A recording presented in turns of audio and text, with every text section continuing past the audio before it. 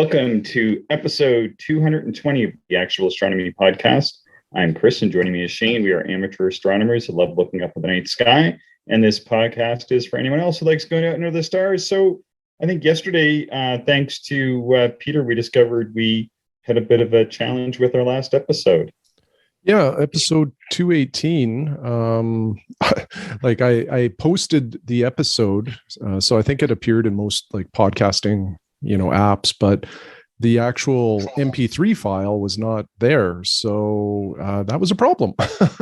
And I think what it was last week, I don't know where the issue was, but when I was uploading the files, normally it takes seconds, to upload one of the audio files, but last week was taking a long time. So I kind of babysat it for the first episode that we released on Monday. The one that I posted or thought I posted for Thursday, I didn't pay enough attention to, and I must have closed my browser or something before the audio file actually uploaded. So, my apologies. I'll pay more attention here going forward to make sure that everything uploads properly and it's available. I told Shane we were going to dock his pay. Yeah. Cut it in half. Half of nothing, still nothing. Yeah, I mean, I was surprised because I'd gone in and I saw the title, and so it was looks good. And then Peter had written a couple of days after I saw it had gone up, and no, the audio file just was not around. But yeah, so thanks for Peter for reaching out and letting us know. If anybody else notices that, please let us know so that we can get things rolling. Yeah, exactly. If there's ever an issue, we will fix it. Yeah, happy to. Yeah, because I think once you knew about it, I think you had it fixed pretty quick. So thanks for doing that, Shane. Yeah, you bet. Did you get any observing in this week? A little bit. I'm trying to think here. So Friday night, I think we were both out and did not know it until now, actually. Yeah. So I was in my backyard. I have received the adapters for the visual back for my TSA 102.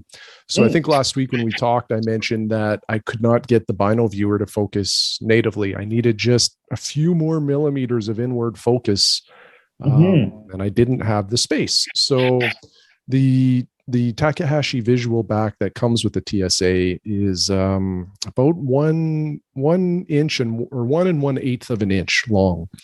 And the visual back adapters that I bought, they're both Beters. So one is it attaches to the Takahashi focuser tube, which is an M72 thread. This adapter steps it down to an M68 thread. And then Beter sells an ultra low profile 2-inch eyepiece holder, basically, or visual back that screws into that. So those two things are about a third of the length of the Takahashi visual back. So I saved a substantial amount of space and no issues achieving focus with anything. So I was super happy. So that was a big reason for getting out Friday night. And what made me even more happy was I knew for sure that my Panoptix and the 13 millimeter Naglers would reach focus. Yeah. I wasn't sure about my 0.965 Pentax orthos because right, yeah. Those old 0.965 eyepieces typically require a lot more in focus than modern 1 1/4. So I was a little concerned about those. And, I was able to get focus with them with about a 0.5 millimeter to spare. Oh, wow. So it worked out really good. I'm quite pleased with it. So that night I really just spent my time on the moon. We had about I don't know what it would have been, a 15 to 20% moon, I think. Like that. Yeah. Yeah. And it was, seeing wasn't great, but it wasn't bad. I would put it kind of in the middle of the gauge. And yeah, I just panned up and down and around the moon and different powers. As you mentioned, well, you'll probably get to it. The moon was really right beside Castor and Pollux, which is kind of cool. So I went over to Castor, split that pretty easily with the 24 millimeter Panoptix. And that was kind of my session. It was maybe it wouldn't have been 90 minutes. Probably about an hour. And I spent some time messing around with my I have a Bader Sky Surfer finder on there. Oh yeah. And I was messing around aligning that. And it's a great red dot finder, except to align it, you need to use a screwdriver. So it's a real pain to get it aligned. But once it's there, you don't really have to worry about it again. So yeah. Oh, so anyway, cool. Yeah, that was my short observing session. I'm just loving that TSA. And now with that Bino viewer, it was just sublime. The experience was so relaxing, so comfortable. I just can't say enough about it. I'm so excited to get back out and do some more observing. But, the week prior to Friday wasn't the best. We had some wind, we had a little bit of cloud. And I wasn't able to get out prior to that. So how about you? Yeah, well, I mean, like you were kind of getting to is we've had a dramatic shift in weather. I mean, very, very dramatic. So we've gone from having, nighttime lows sometimes as low as -7, -8 degrees Celsius to and only daytime highs in the single digits. Positive single digits to now having nighttime lows in just the positive single digits. And it was 27 degrees Celsius here on Thursday anyway. And wow, just a huge turnaround. The leaves are all coming out now. It's nuts. Yeah. I kind of think we might end up skipping spring, although it seems like we're a little more seasonable now with about 15 to 20 degree highs, I think, projected for the next 7 days. Yeah, well, we're out at our place outside the city today, and it's quite nice. Like it's finally cleared off. We had a bit of rain yesterday, mostly in the afternoon, and a little bit overnight, and a little bit this morning. And now skies are clearing out. Of course, I've got to come back into the city, but had taken Thursday and Friday off, so we were actually out here, and it was just amazing. Like it was so warm, but there was so much snow here that I think there's still going to be snow because the leaves are coming out here, and the leaves are covering the still massive snowdrift that blew off the farmer's field and behind us here. Like there's still probably 3 or 4 feet of snow up there. Oh wow, yeah, that's quite a bit.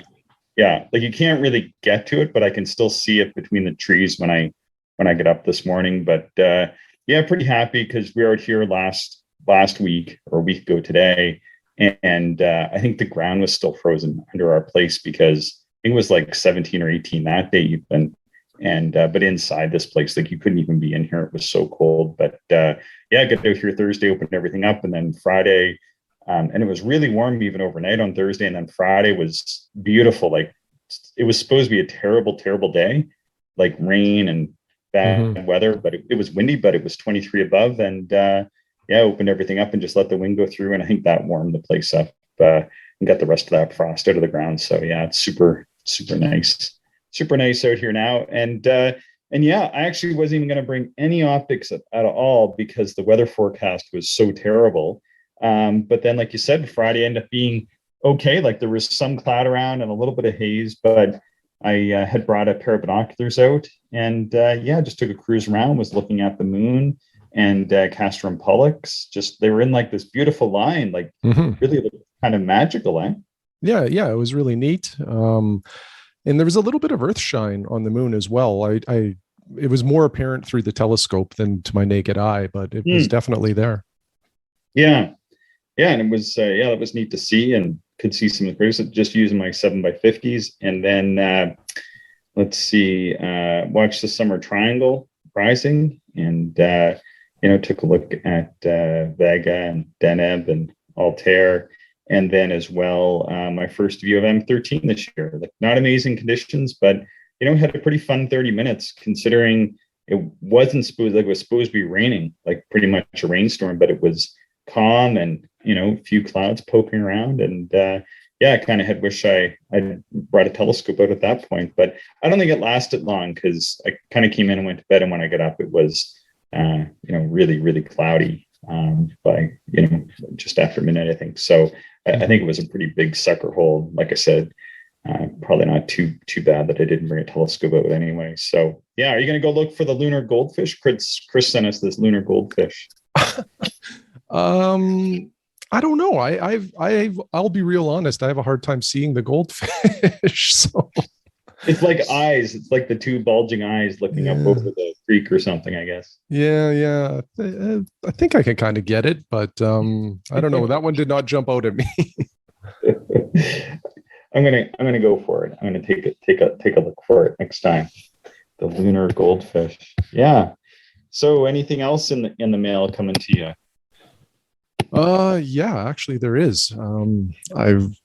I kind of had I don't know, I have to stay off the internet. I think I'm just too weak to avoid buying more stuff, it seems. But I've always been intrigued by some of the microscope eyepieces that people adapt and use for astronomical purposes.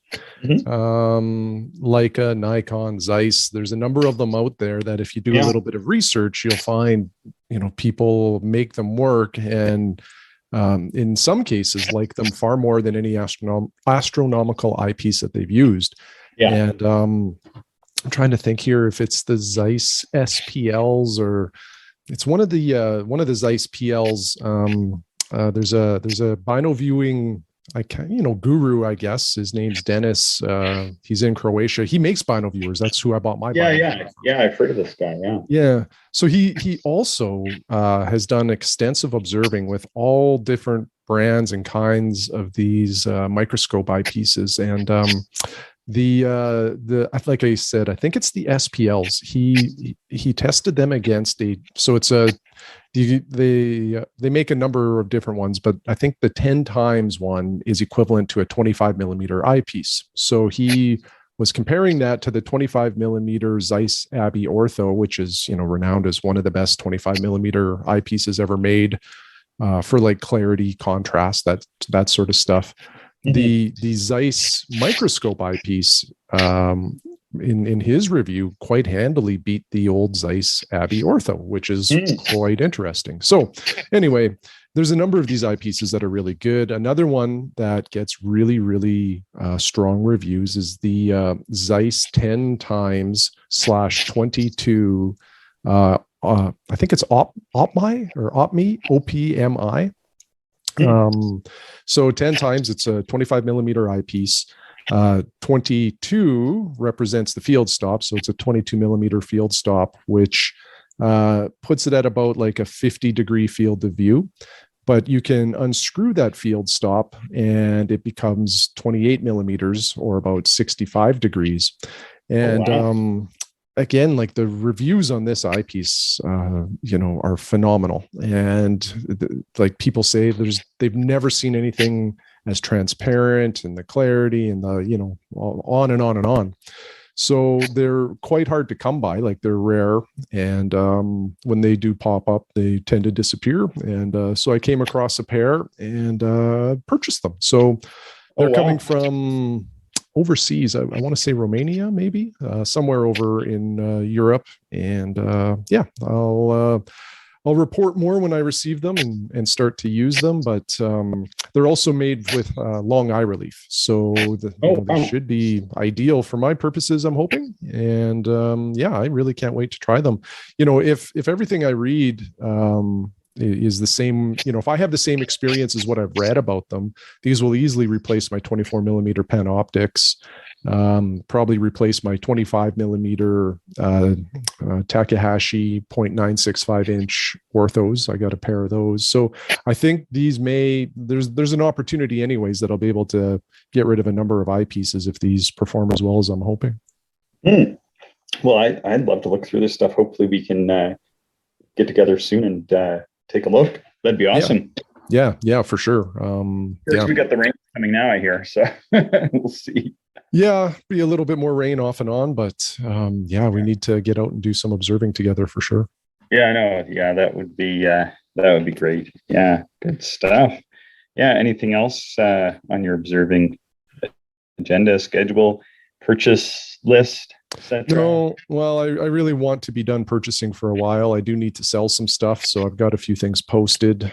Probably will post a few more things once I get a better feel again for these new eyepieces. And I'm still debating which telescope or telescopes I'm going to sell as a result of the TSA coming in. But So yeah, Yeah. I'll probably sell but not buy. And then the other thing I want to do is just plan out my summer observing a little bit more. Mm. It's not, it's not super well detailed. Like I've mentioned before, I'm chasing down some of Mira's hidden treasures, Mhm. his objects. So I probably will continue with that, but I just want to review, to see if, when I'm looking for some of these objects, are there some other nearby objects that I should add to the list? Just, sometimes when you're in that part of a certain part of the sky, just nice to be efficient and observe as much as you can without having to swing the telescope all over the place. Yeah. Yeah. No, exactly. Yeah, it sounds good. Have you tried the TSA on the SkyTeam mount yet? Did I? Can't remember now. I don't think I have. I think I've just, or maybe the first time I used it was on the SkyTee. I'm not too sure. Yeah, I think it was on the SkyTee. Yeah. I mean, I imagine it looked pretty good if you did. No, I'm curious. So you're using it mostly on the Stellar View ones or on the Castor? Oh no, the Castor would be way too light for this one. Yeah. So I'm using the Stellar View M2C. Okay. The Stellar View M2C, I think, is about half the weight of the SkyTee. So it's a nicer mount for just kind of hauling it in and out for more of a grab and go setup. Mhm. The SkyTee would certainly be a lot nicer if I was doing like high magnification stuff because of the slow motion controls. Right. And maybe even under a dark sky, because then I could dual mount, like a wide field, smaller refractor on the other side of it. Right. Right. Yeah. No. Cool. Cool. Very cool. But yeah, next time we get together to observe, I can bring the SkyTee out, and Yeah. if you've got a tripod, you could even just use it for the whole night. Throw it on there, and away you go. Yeah. Yeah. No, I wouldn't mind doing that, and just to give it a try anyway, whether it has your scope or one of mine on it. But Mhm. yeah, I think like the 100 millimeter tack. I think it's that's just such a beautiful instrument. Yeah, I'm really looking forward to taking a peek through yours. Yeah, yeah, it'd be a lot of fun. Good stuff. Got some emails. Yeah, we got quite a few again, which is awesome. Yeah, really nice. To Aussie Aunt or Aussie Ant was writing us. He actually wrote that he's gonna go pick up an ED80, Skywatcher ED80. That I forget what color he said it was, but I feel like that color. I call it champagne or champale. I don't know, one or the other. And Yeah, it's sort of a weird, or I shouldn't say weird, but it's like an off gold, or I don't know. It's a different color. It's kind of neat. Yeah, that's the same color. Yours is that color, isn't it? Or am I wrong? Mine's the black with Yours like is the the black. speckled black or whatever with the Yours. sparkles in it. Oh, right. Yours is the next one. Yeah. So they originally released them as a gray, Mm-hmm. and then they released them in this champagne color, sort of like a silvery gray, gold maybe, and then they released the black speckled one. I think they're still using a black speckle to this day. Yeah. I think the only difference between mine and the more modern ones are they're using a green dovetail now instead of a black one. Mm. So Yeah. the focuser might be different too. I can't remember, but there's not a lot of difference. And an Aussie Ant wrote, and he wrote about some Pentax XWs down there, and they were 450 Australian dollars each used. Wow. That was because the Canadian and Australian dollar aren't too far off. They're only 9% off. So let's see. So about $40. So pretty much 400 Canadian dollars. Seems like a lot because I think not on sale. They're about 349 Canadian dollars. I'm looking right now, actually. The sale, so some are on sale right now for $50 off, and they're $349. So, Okay. I guess the new price would be $399. Yeah. So they're about the same cost used in Australia as new here. Yeah. Well, like Aussie Ant has been saying, the astronomical gear in Australia is astronomically priced compared to North America, it seems. Yeah. So I'll just read his email. And one of his, we've kind of been going back and forth on a few different things. Aussie Ant writes, shortly after my attempt with the Magras didn't work out, I found this. It is a FPL 53 80 millimeter doublet. And from what I can figure out, see the photo, and this is the ED80 in the champagne color. I just made an offer, good price for the Aussie market, with a replacement 2-speed GSO focuser, diagonal carrying case, 50 millimeter extension tube, and camera adapter, just in case I'm going to try astrophotography at any point. The little guide scope in the photo is not part of the deal. I'm going to try to put this on my AZGTI for visual. I'm hoping this will be a good wide field companion to the 8-inch Dob. He asked me, he said, Chris, you've spoken a bit about your AZGTI on the podcast. Do you reckon that mount will handle this little refractor? I think so, Shane, because I'm using, so that's an 80 millimeter f7.5, right? That's what it is? Sounds right, yeah. Yeah, I think that's what they are. And I looked it up, and I think that scope is about a pound lighter or half a pound lighter than the way I have mine set up, and it's shorter. So it's shorter, slightly lighter. So I feel like it should work because mine is at least half a pound heavier and probably 5 or 6 inches longer. And so mine definitely wouldn't be as stable as a smaller, slightly lighter scope. So hard to guarantee, hard to know exactly what everybody's setup is like. And I've done a lot of work on mine, but I feel like that should work. Your thoughts? Because you see my AZGTI in action, and I think The one thing we don't maybe spend enough time highlighting, there's two parts to this, and the mount certainly is a big part of how stable things will be, but the other part is what's underneath the mount. So you do need like the appropriate tripod or pier or something underneath that mount to make sure or to add stability. So if you put the 80 mil on the AZ GTI and it's more vibratey than what you would like, it just might be that you need a stronger tripod underneath it. Mm-hmm. Yeah, because I'm using it on what is it, like a 1.5 inch steel tripod, like when I have it out here properly set up, and that's totally fine. So yeah, everybody's miles will vary. And I know that the AZ GTI comes with that really lightweight tripod, and a lot of people use that. I gave mine to my nephew in a slightly different setup that I thought was a little bit better, but I really couldn't imagine using that little tripod that comes with the AZ GTI for much more than the very lightest of telescopes. So, and that can make a big difference. I remember a long time ago, I had the William Optic Easy Touch mount. And I was surprised. It came with a wooden surveyor's tripod, which was pretty good. And I put it on a lighter weight tripod just for a little more portability. And I couldn't believe how much the performance suffered. So it really does make a big difference. Yeah. And then he also asked if we had any eyepiece recommendations. He was looking at the Baader Zoom. And is that like the 8-24 zoom? Is that what that one is? Something I think so. Yeah, the Mark IV or whatever they're at now. I hear that's... They may have a couple different zooms. I know one of them is like pretty much one of the most highly regarded zooms, and one of them is decent. Yeah. I don't know. Like, I've never used any of their zooms. I'm not sure what the eye relief is. And the other thing, a zoom at the longest focal length. So with the Baader, I guess it would be about 24 millimeters.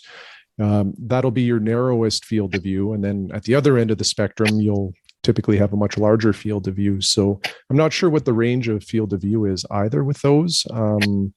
I know some people use them for bino viewing and some people use them just for mono viewing too. And I think the reviews are, good to great is what I remember. Yeah. I only have the one zoom that you recently fixed. I haven't given a run. But yeah, I find with zooms, I always do the same thing with them.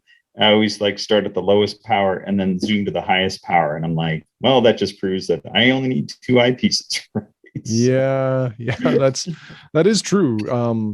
I have a couple zooms. I have a Nikon MC2 and then that Leica Aspheric zoom. Yeah. And in theory, it's awesome, right? Because you have like almost an infinite number of eyepieces in that in the range of the zoom, but most of the time I'm at the minimum or the maximum. I'm pretty rarely incrementing in between. I think where a zoom really shines though, let's say you take that Leica. So it's It's 8.9 to like 17.8 millimeter zoom range. So if you put a 2 times Barlow on that, you're now like 4.5 millimeter to, about 8 or 9 millimeter. And I think where the zooms really shine is at high power, because you can then dial it into what the seeing will allow and get it just on that edge. And, that's ideal. So the Televue 3 to 6 millimeter Nagler zoom, is always intrigued me for that reason, because it is such high power. And then, like I say, you can get it exactly where you want it. Yeah, I look for it. I should try, because I think my zoom is a 5 to a 9. You had it for a while, but I don't think you even looked through it. I think we had bad weather or something. We had bad weather, and no, I never did look through it. If I remember correctly, too, it's quite heavy. It's kind of the right focal, the right focal range for a zoom, in my opinion. Yeah. So on my scope, that would give between like 80 power and I think like 140 something power. Mm-hmm. And so I really should just break that out again and give it a whirl and see, because I feel like for deep sky, and I think it has like an 80 or 90 degree apparent field of view. So maybe I'll get back into that. It's something I already own. So, and if I don't like it, maybe I'll sell that off to that would be good. I'd like to try that in the Nikon 1.6 Barlow. I think that'd be good. Yeah, that would be pretty interesting to see. Yeah, cool. All right, I have email here from Robert. Did you want to give this one a read, Shane? Yeah, so Robert starts off with, I just wanted to take some time to send both of you a note to say that I really enjoy your podcast. I went back to your first episode and have worked my way up to about 10 episodes shy of current. The reason I thoroughly enjoy your podcast is that you both relay your experiences with your various scopes, gear, viewing, and other things that I find interesting and pertinent to my own astro experiences. Other astronomy podcasts are good. However, they cover mostly astronomical events, what is currently in the night sky, etc. Yours is down in the dirt review of things that I find relevant to my own actual viewing. You're chatting about mounts, eyepieces, weather, and such I can relate to, and I'm always curious as to how others deal with these matters. Great stuff, guys. Just some info on my own astro background. I purchased my first scope in 2005, which was a Meade refractor on a go-to mount, refurbished from Meade. And of course, the mount never worked right. I wound up selling the scope for some reason or other. I was traveling for my work a lot then, and I revisited the hobby in 2007 or so.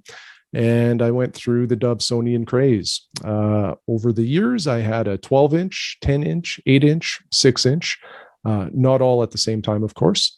I came to tire of dragging in and out these scopes. So I eventually sold the 12 to get a 10, and then sold the 10 to get an 8, and you get the idea. I finally retired last year, and my wife and I moved to Delaware, USA, and I eventually migrated to a 6-inch Maksutov on a go-to mount. I can't say enough about the go-to mount, especially when not under a really dark sky.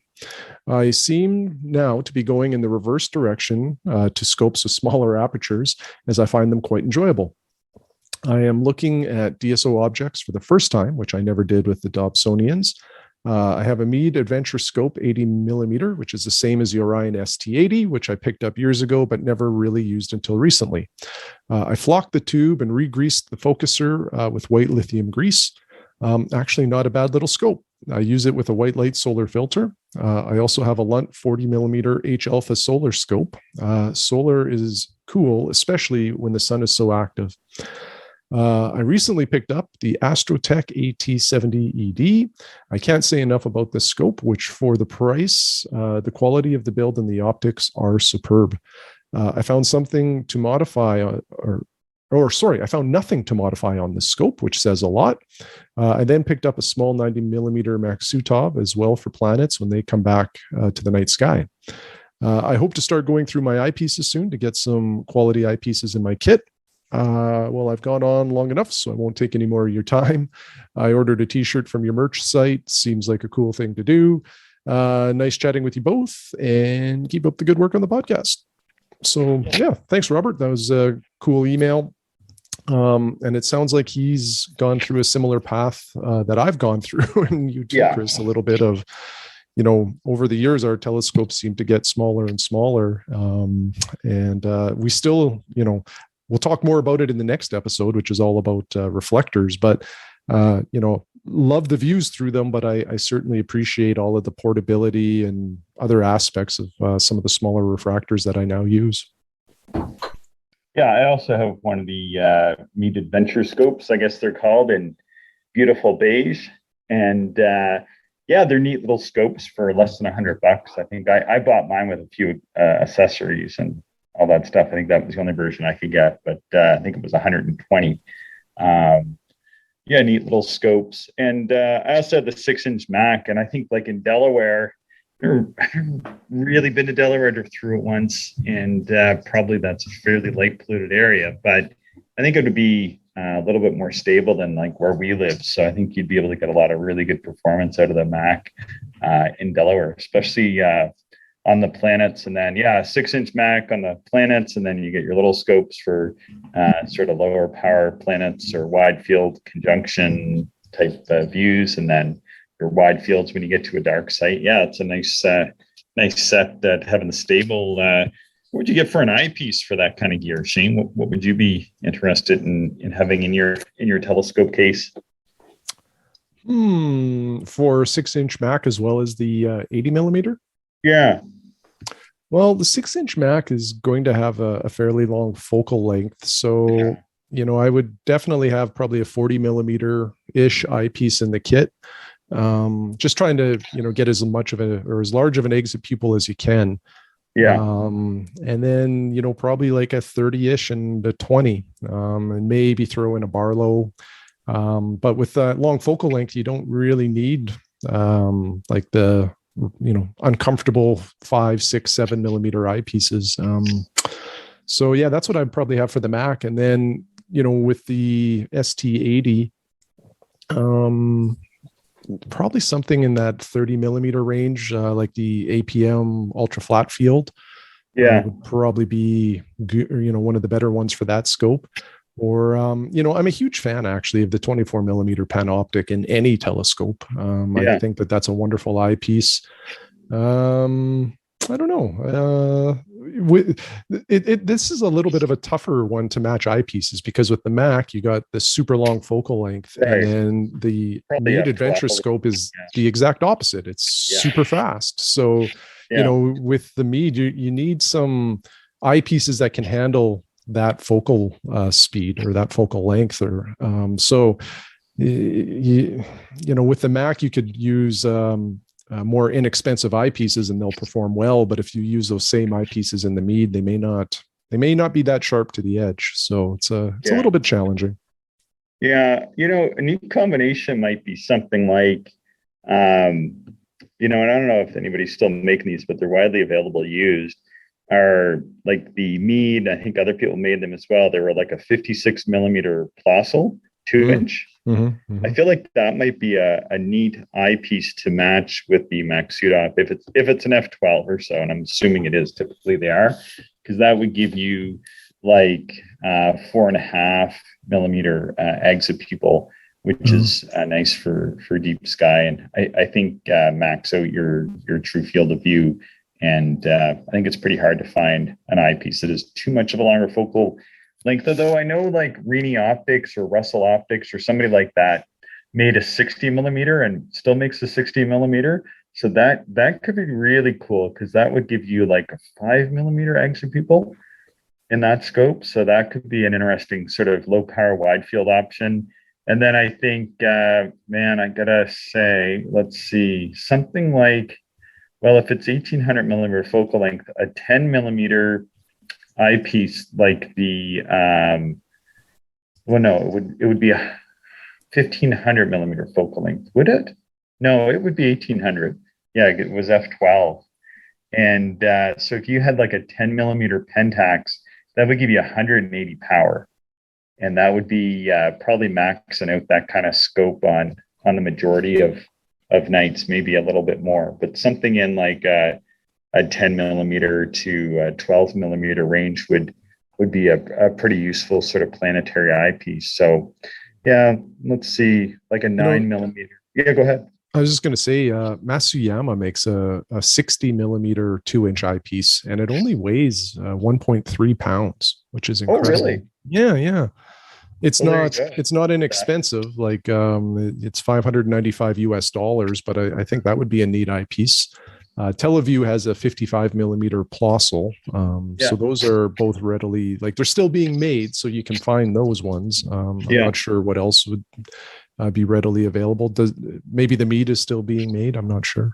Yeah. Huh. Yeah, those would be some interesting deep sky object eyepieces. And then I guess like something around 20 millimeters for like sort of a mid power. But yeah, I think you could find them pretty quick. Yeah, 3 eyepieces, in that Magsudov, like something that would give you that really low power, like a 56 or a 60 millimeter of some sort. And then I think like a 10 or 12 millimeter of some sort, and then something around about 20 millimeters, like right in the middle. And yeah, you could, I think like those, like when I had my Mac, like it was really easy to pick the eyepieces because like the telescope could pretty easily do like 180 power. So, just use my 10 millimeter Pentax in it. I had my 40 millimeter Pentax for the really wide field. And yeah, like where I was living at the time had super decent seeing conditions. So I would often go out with just those 2 eyepieces and have a pretty good night. And then I did have the 20 millimeter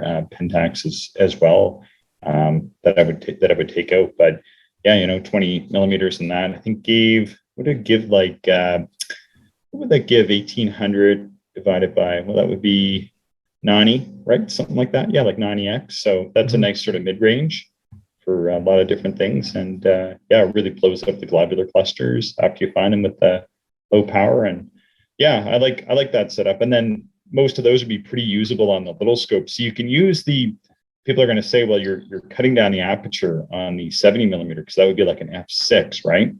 So you have like a 10 millimeter exit pupil.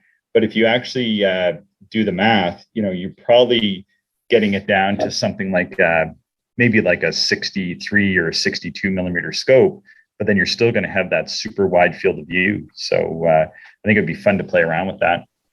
Yeah, absolutely. The other interesting thing from his email too is that he mentions the 70 millimeter Astrotech ED. Yeah, that's what I'm thinking of. Sorry, that's what I'm thinking. Yeah, okay. Yeah, for that.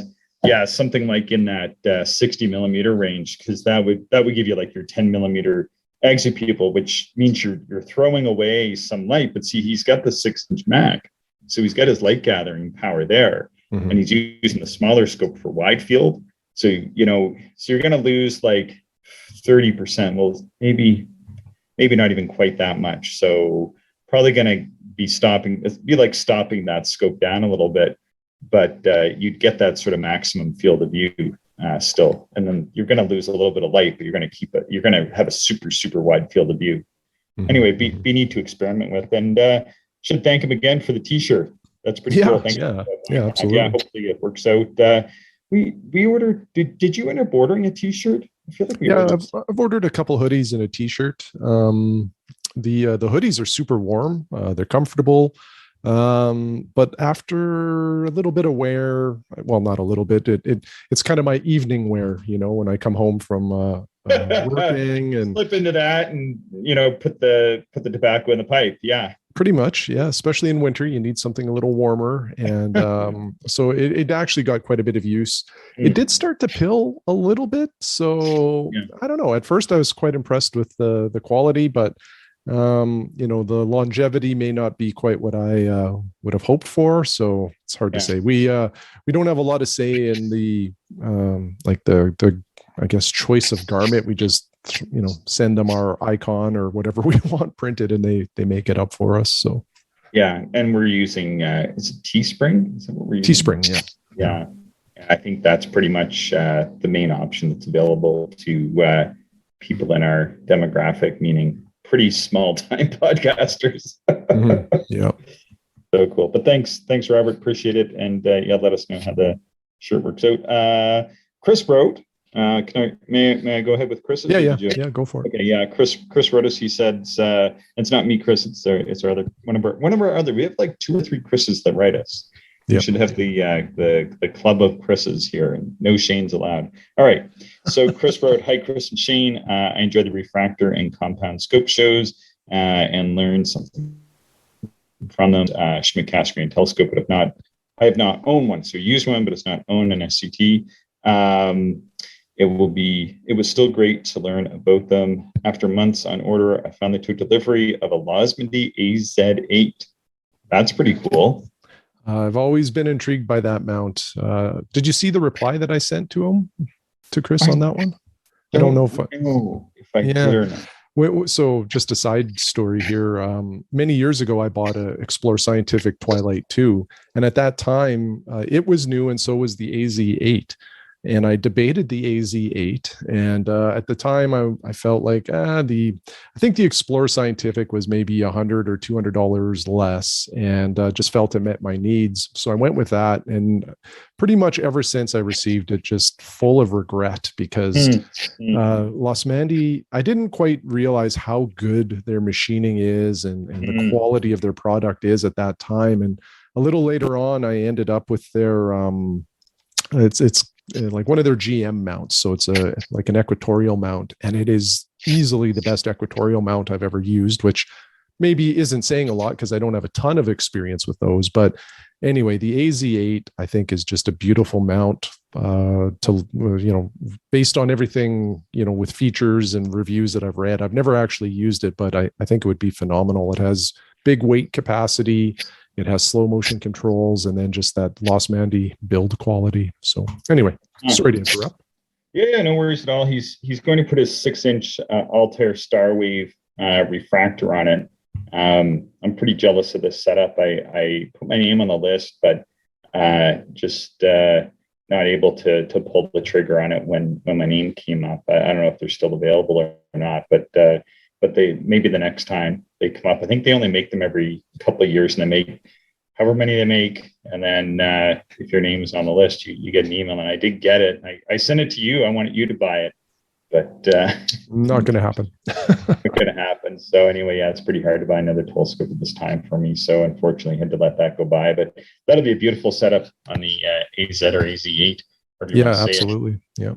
I'm Canadian, but I grew up on American TV, so I say it both ways. He goes on to say, he got to try it out. So he went out to our darker site to try my scope on galaxies. As far as galaxies go, I've only observed M31 with my own gear.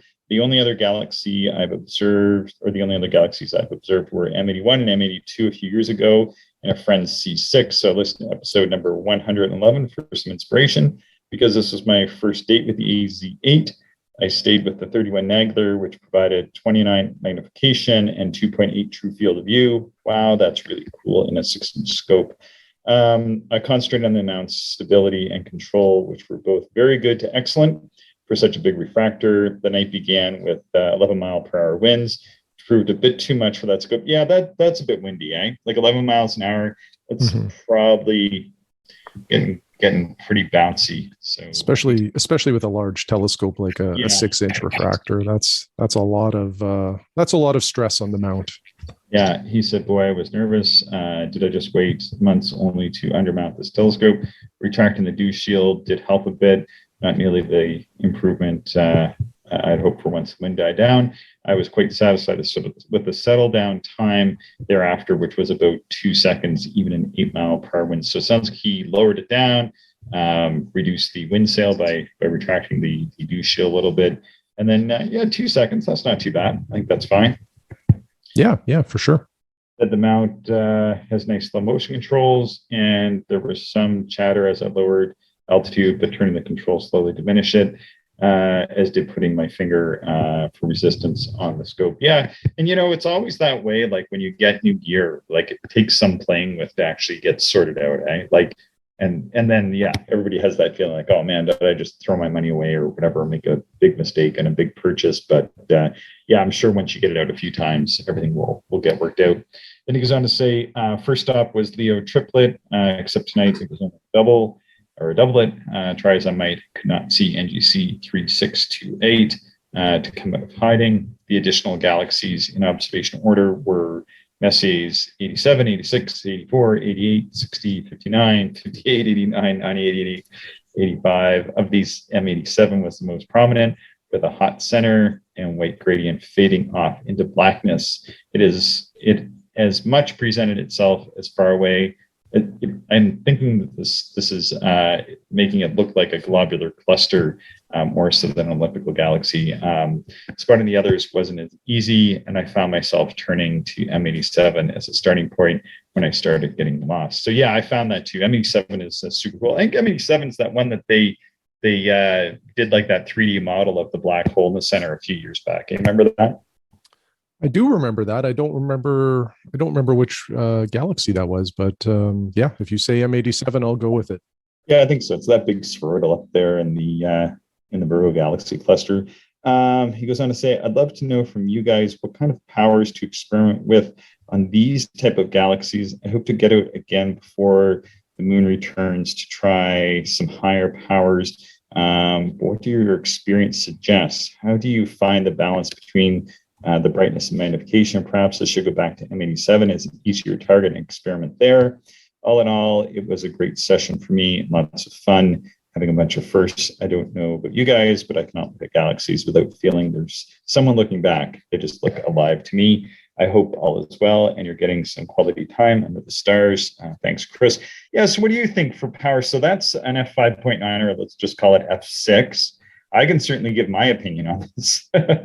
Yeah, well, so I think what I said was that this is a little bit of a subjective thing based on personal preference. You know, some people like to frame an object with a large, field of view so that you see the background stars, and it sometimes is, aesthetically pleasing that way. For myself, when it comes to galaxies, I usually start low power, a wide field so that I can find it a little bit easier. But galaxies are something that often can take magnification, depending on the galaxy. But most of them you can crank it right up if you want. And some of the Messier galaxies you can start to pull out structure using the right amount of power. So I just say experiment. And, if you've got the time or the interest, when you find a galaxy, see how high you can go in terms of magnification and what you think of it. Yeah. And so I use an F5.9, and I find my favorite power is using like my 12.5 millimeter eyepiece. So I think there's a few different options. I'm using the Doctor 12.5, and I just find that eyepiece works so well in this sort of range of telescope, these mid-size and smaller refractors. And I know that the Morpheus eyepiece is the Baader 76 degree, and is it 12 or 12.5 millimeters? Or do you know, Shane? 12.5. Yeah, so it's 12.5. So I think that would be a good sort of a slightly more budget friendly option. But I know there's been lots of 12 and 13 millimeter eyepieces. And I mean, if somebody doesn't need to wear glasses like I do or we do, I know that you've even enjoyed your 13 millimeter Nagler quite a bit. Yeah, like the 13 millimeter Nagler is phenomenal for how small it is. It's quite light. Like I think it's in the low to mid 200 grams. And I think it's advertised as like an 82 degree or 84 degree field of view like the other Naglers. I've heard it's probably closer to the 76 degrees that the Morpheus is. But yeah, the eye relief is a little tight. Like I think it's around 13 or 14 millimeters. With glasses and the eye cups folded down, I cannot see the field stop, but I feel like I'm not missing a lot of it either. So it's not a bad eyepiece for me. And if you are bino viewing, they're wonderful because of how light they are. But, I also have the Morpheus 12.5. I haven't used it that much to really comment on the differences, but that is a small backyard project that I want to do, is just compare the Morpheus to the Naglers to see which one I like the most. And then I'll keep that and sell the others. Cool. So we have one more email, but I think we're getting a little tight on time. Shane, maybe I can just summarize some of Tyler's bits here, and he has some questions at the bottom. Maybe we Sure. can get. How does that sound? So, and I'm going to do this because he congratulates you, and it would be strange for you to read your own congratulations. So he was congratulating you on your recent observation of Sirius B, and yeah, that's pretty cool that you were able to do that. Yeah. Thanks for that, Tyler. Yeah, I was super happy with that. I've tried multiple times and was unsuccessful until my last attempt with the 120 millimeter refractor. But it's an object that I do want to revisit kind of this next fall, winter, to split it again. So I'll definitely be trying some more in the future. Yeah, yeah, very cool. And I think he's going to try to give it a try as well. And he also was observing a bunch of Messiers and, kind of building on some of the encouragement that you had given about, logging some of these objects using his Meade 90 millimeter Mac, which is pretty cool. He's observing down under magnitude 6 skies in Arkansas, which is pretty cool. He also was observing some of those Virgo galaxy clusters, galaxies, and some of the galaxies up in Ursa Major as well, like M97. Well, sorry, M108, M97. That's the Owl cluster, isn't it? I think so. Yeah, it's a pretty tough one. Anyway, I wanted to get to this, and I'll read this last paragraph. It has some questions. I also want to ask you guys a question that might be relevant to other listeners as well. When you're really pushing the limits of your gear and your eye to make a faint observation or a difficult split, how do you distinguish between an actual observation and wishful thinking? Is this something that just comes with experience, or do you have any suggestions? Thanks so much, Tyler. Yeah, great question. I loved it. Yeah, what do you think, Shane? So maybe I'll just read what I responded to Tyler with. It's a bit of a longer paragraph, but it won't take me too long. So what I said is, I love your question about seeing an object versus wishful thinking. I'm not sure if there is a clear answer, and I'm not sure all astronomers use the same logic. For me, multiple observations over multiple nights can confirm whether or not I've seen something. It can also help to sketch the background stars and compare that to your star charts or your planetarium software. At least confirming you were in the right part of the sky is kind of where I'm going at there.